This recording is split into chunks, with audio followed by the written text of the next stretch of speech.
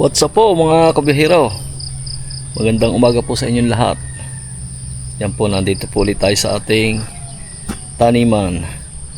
At yan po ang update sa ating rambutan. Isang araw, isang pula. Malapit-lapit na po itong mapira. Talagang lagi po itong ganito, hitik sa bunga. Marami pa pang berde at marami na rin ang mapula. Hintay lang po natin ang tamang panahon at ating pong haharbisin na yan. Ika nga po pagka po lahat ng butil ay mapula na, katulad nito may kaunti pang green, so kailangan ganyan lahat. Yan, ganyan mapula. Yan po ang tamang pag-harvest ng rambutan. Kailangan mapula siya, wag naman po yung over. Yan, masasapawan na sa isang araw. So ngayon po ay talagang maulan pa dito sa amin. Halos isang linggo na pong walang tigil ang ulan dahil sa mga nagdaang mga bagyo. Low pressure area, low pressure. Nakakagaling naman po sa ating halaman. Biglaan po nga yung sobrang lakas at sobrang lakas ng hangin. Yun po ay makakasira ng ating halaman. Green na green. Magandang umaga po sa atin lahat.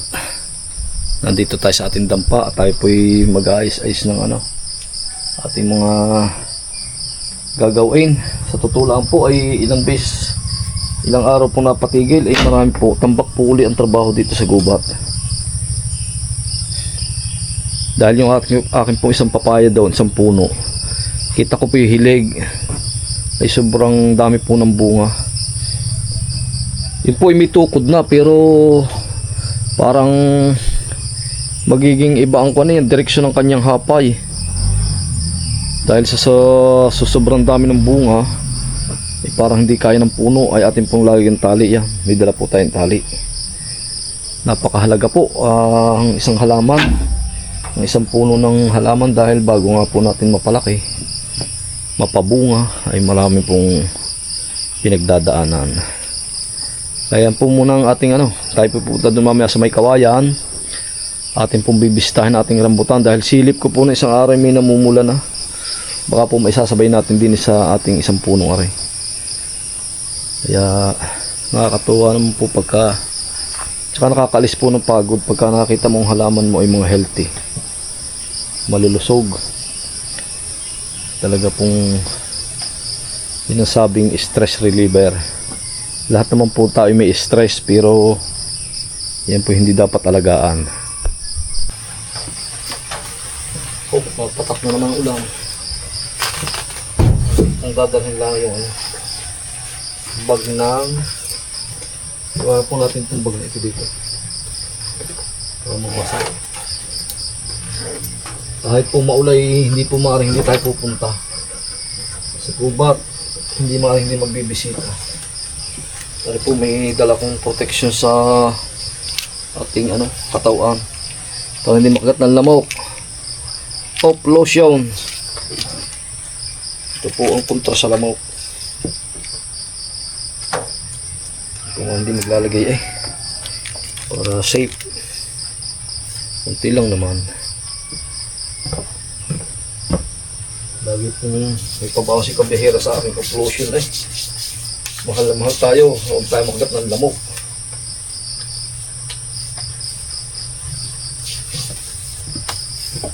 So ang ating dadalhin sakaw, kaway, tubig dadalhin natin sa laba. Dito na muna ito para hindi mabasa. Dami naman po tayo narito na doon.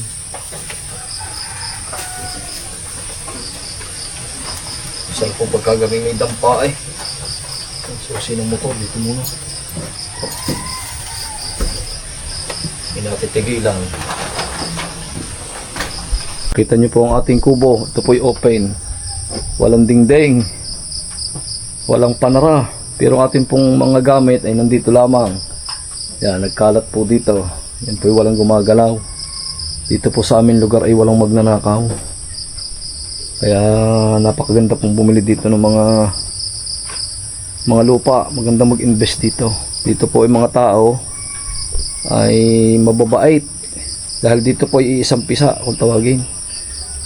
Maliban na lang po, hindi ko naman nilalahat yung mga nadating na hindi naman natin sukat ang mga kanilang mga ugali.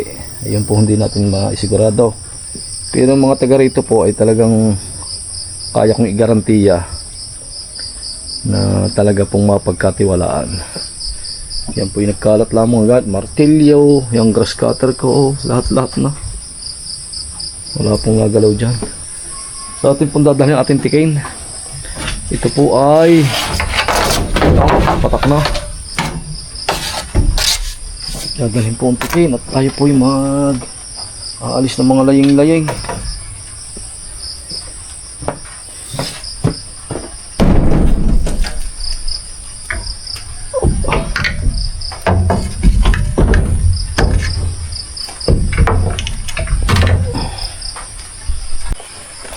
Yan po ang ating isang papayang sinasabi ko na ating pong tatalian.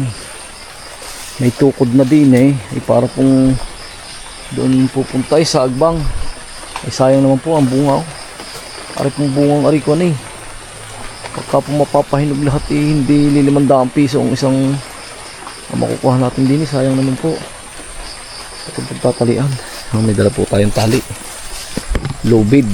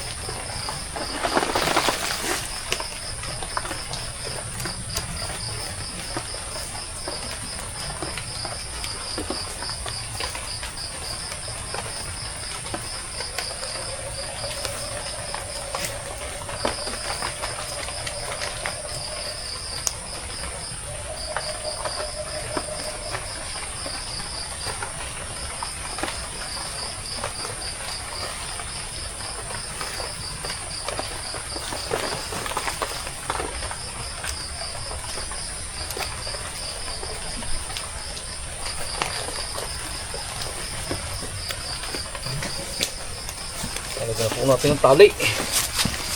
Oh, safe na siya ngayon. Hindi na siya matutumba. Malaking bagay po yan. Para hindi na humapayaw. Napakatibay ng taling yan. Maliban na lang ang maputol. Wala tayong magagawa daw. Ito po ang ating mga pasunod na papaya. Pahinayang po eh.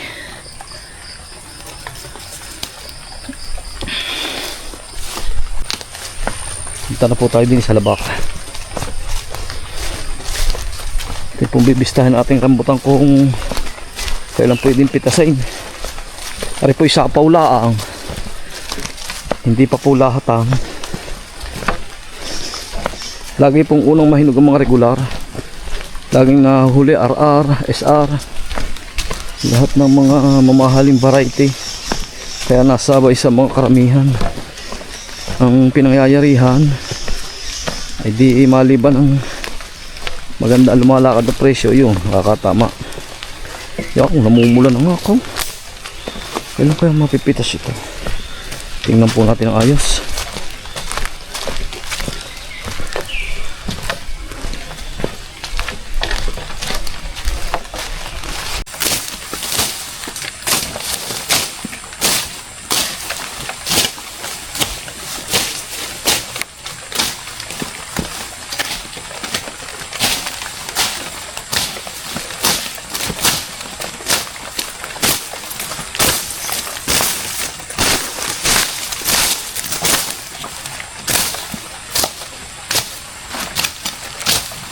Sukal.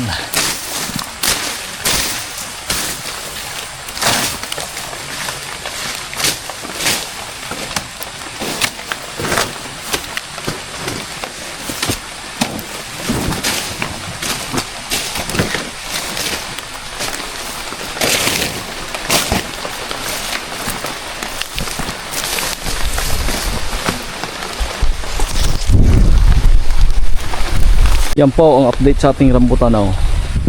Malapit-lapit na, mga 1 linggo na lang ari pwede ng pitasin. Maharlika po yan. Titikman natin para makita ninyo ang klase ng laman ito.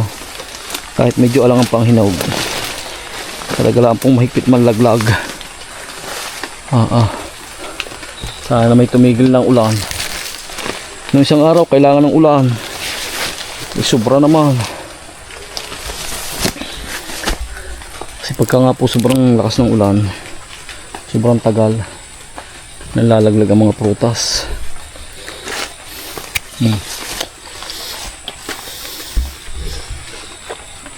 Kahit medyo biglaw masarap na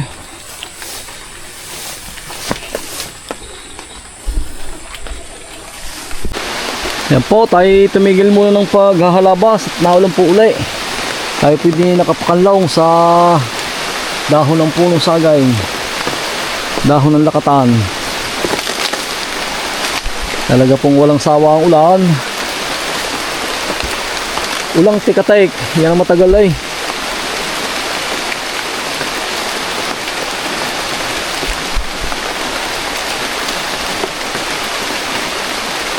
Umuulan, umuulan. Ang ulang mayaman. Yan po kung tawagin na matatanda ng una ay ulang mayaman, hindi nagmamadali. Ibig sabihin po kahit ilang araw ang ulan, pag sa mayayaman ay baliwala, ay sa mahihirap. Tulad ng magtatanay, pag 1 linggo na patigil ay siya, palat ang paa, nga. Tulad namin yung mga farmers, talaga po walang umay ang ulan eh. Hindi po tayo galing at atin pong inilasa ng mga dry leaves ang ating mga lakatan. Yan pa po ang ating dadaanan niya, patas na yan. Ang ating pong lakatan ay na-asiso na uli. Yung padalawang, ikang ay padalawang batch. Ayan ang tataba. Basta na patakan mo ng abono, talaga namang kuwan. Kitang kita mo ang magandang resulta sa saging. Mabilis tumalab ang abono sa saging. Pinatakan ko po yan noong buwan ng Mayo. Nakita nyo po ang dahon. Talagang busarga. Kulay na kulay berde. Agaganda.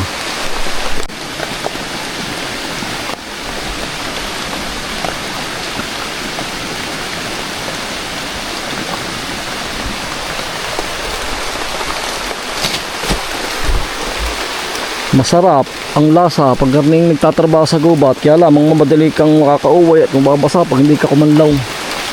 Buti na lang tayo may saging din eh. Hindi pa po tayo nakakapagawa ng kaunting dampa-dampa din eh. Tigilan pagka naulan. Isang araw makapagawa din eh. Kahit ipahon muna. Talaga pong madilim na. Madilim na po paligid ay. Ano kaya ang ulan eh maghapon na ulit. Kulimlim po ay parang alas 6 ng hapon.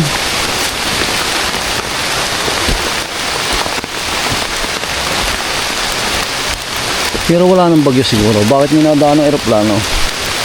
Palatandaan niya nung una eh. Pagka may dumaan ng eroplano, ibig sabihin wala nang bagyo. Nakalis na. Yun yung palatandaan ng mga matatanda nun eh.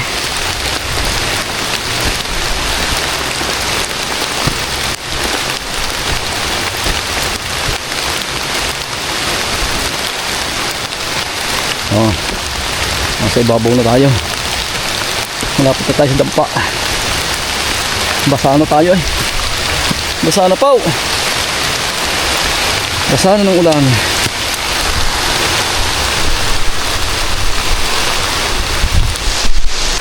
Yan po, may bagong puso na ulit.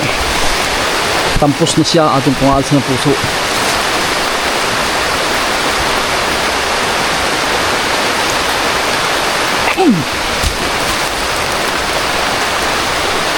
Tandaan nyo po, kailangan alasan ng puso ang lakatan para po bumintog. Maganda ang maging taba. Tutulo-tulo. Talaga pong ulan walang sawa. Tayo po uuwi muna. Hindi sa ating dampa. Talagang walang umay ang ulan.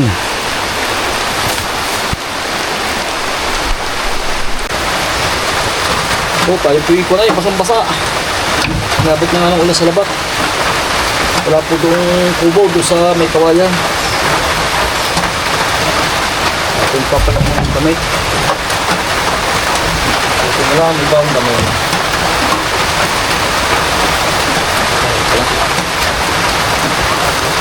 Hindi pa lang bawang din.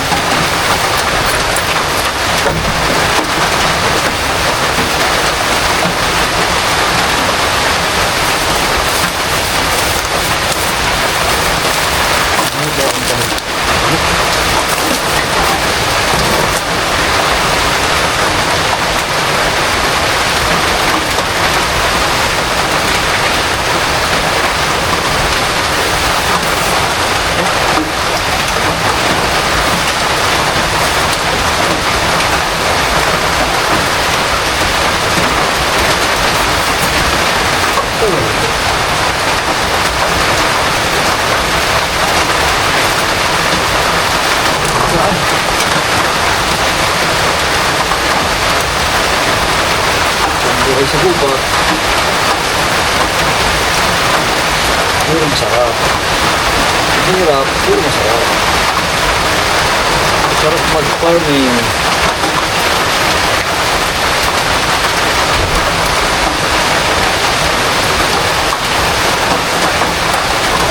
Sabog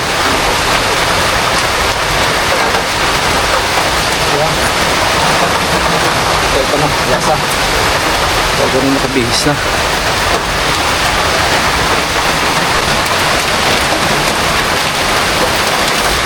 Bato muna tayo. Nakalimutan na kape. Nakalimutan ng kape eh.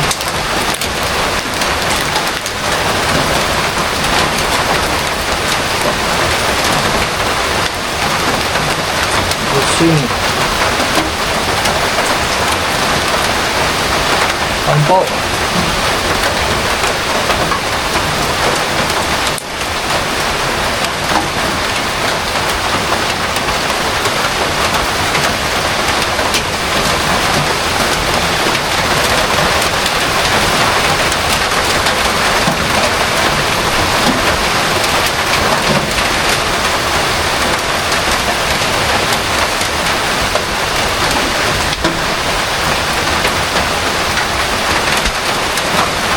Balo ng gamot.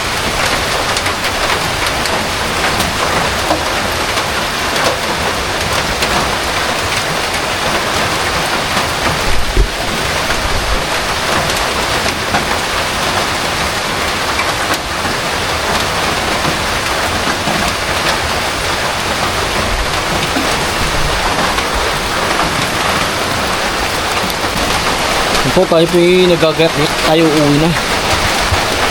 Ang laki po yung walang antayang tila. Yan po sinasabing ulang hindi nagmamadali. Maaari pong rin maghapon na uli. Kung ano po yung bukas o makalawa ulit tayo pupunta dito para makapaglinis po ulit.